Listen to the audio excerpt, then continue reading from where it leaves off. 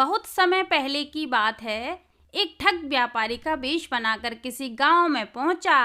उसने दिन भर इधर उधर घूमकर समय व्यतीत किया। रात होने पर वह एक किसान के घर जा पहुंचा। वहां उसने अपने को एक राहगीर बताकर रात गुजारने के लिए किसान से मिन्नतें की। किसान भी बड़ा सीधा साधा और दयालु था। उसने व्यापारी को अपने घर ठहरा लिया, उसे प्रेम से खिलाया पिलाया। भोजन कराने के बाद किसान ने व्यापारी के लिए चारपाई पर बिस्तर बिछा दिया और खुद भी अपने लिए पास ही बिस्तर लगा लिए। फिर वह ठग व्यापारी लेटे लेटे किसान से बातें करने लगा। उसने किसान से पूछा, भैया, बस्ती के बाहर पीपल के पास जो कुआं है उसके बारे में कुछ जानते हो आप? किसान ने कहा, हाँ भैया, पीपल के पास ये कुआं तो है। वह टूटा फूटा ही पड़ा रहता है। उसके पानी में भी कीड़े पड़े रहते हैं।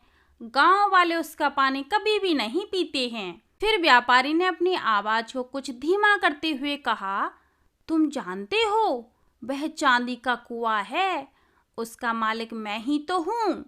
किसान ने चौंक कर कहा, कैसी बात करते हो भैया, कुआं भी भला चांदी का होता है?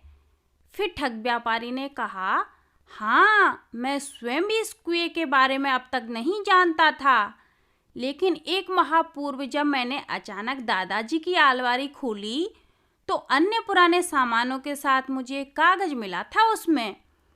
उसमें उस कुएं के बारे में सारी जानकारी लिखी हुई थी। मैं आज के दिन यहाँ आया और कुएं में बाल्टी डाली।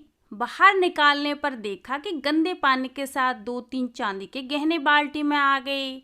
और फिर ठग ने अपनी बात का विश्वास दिलाने के लिए किसान को कुछ चांदी के गहने निकाल कर दिखाए।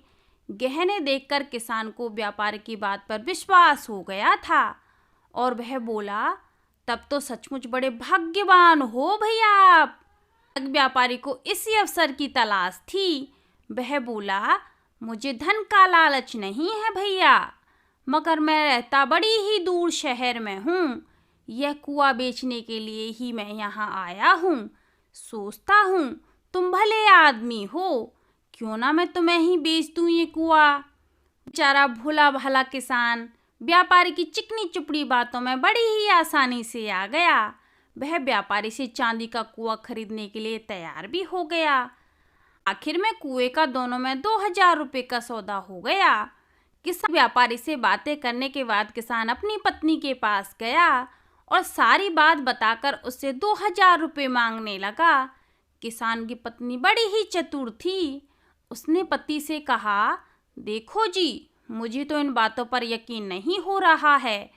तुम पहले रामू काका के पास जाकर सलाह ले लो, वह जैसा कहेंगे वैसा ही हम करेंगे। पत्नी की बात किसान को पसंद भी आ गई। रामू काका गांव के अनुभवी बुजुर्ग थे। किसान ने इस बारे में रामू काका से सलाह लेने का निश्चय भी कर लिया था। व्यापारी के पास जाकर किसान ने कहा, देखिए, अभी तो मेरे घर में 2000 रुपये का प्रबंध नहीं है। मेरा एक भाई यहाँ रहता है, सवेरे उनसे लाकर दे दूंगा।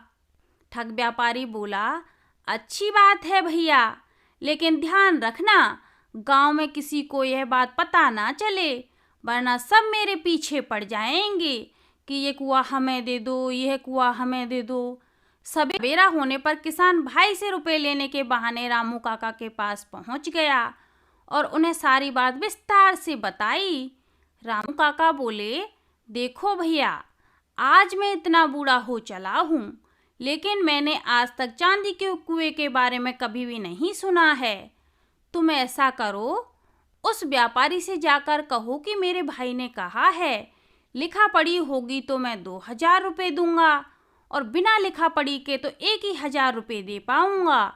यदि कुआं वास्तव में चांदी का होगा तो वह लिखा पढ़ी के लिए तैयार हो जाएगा, नहीं तो 1000 रुपये में भी मान जाएगा। राम काका से विदा ले किसान अपने घर के लिए निकल गया। फिर वह घर पहुंच गया। व्यापारी से किसान बोला, मेरे भाई ने कहा है कि यदि आप लिखा पढ़ी करने को तैयार हो तो 2000 रुपये दूंगा, वरना आप बिना लिखा पढ़ी के 1000 रुपये ही लेने पड़ेंगे। व्यापारी के वेश में ठग किसी तरह जल्दी जल्दी रुपये लेकर जाना चाहता था। फिर ठग व्यापारी बोला, भाई तुम बड़े ही भले आदमी हो, तुमसे क्या पढ़ा लिखी करनी, लाओ 1,000 रुपये ही दे दो। बस फिर क्या था, अब समझने को भला क्या रह गया था। किसान को समझ में आ गई कि वह व्यापारी के वेश में ठग है। रुपए लेने के लिए अंदर जाने के बहाने वह पड़ोस से 4-5 आदमियों को बुला लाया। उन्होंने उस ठग की जमकर पिटाई की। पिटाई बहुत हुई। उसने असली बात भी बता दी और गांव वालों से ठग ने बहुत मिन्नतें भी की कि मुझे माफ़ कर दीजिए, आज के बाद मैं ऐसी कोई भी गलती नहीं करूँगा। फिर वह ठग वहाँ से चला जाता है और दूसरे गांव में जाकर ठगी करने का विचार करने लगता है। तो आज के लिए बस इतना ही, आगे मिलते हैं कोई नई कहानी के साथ।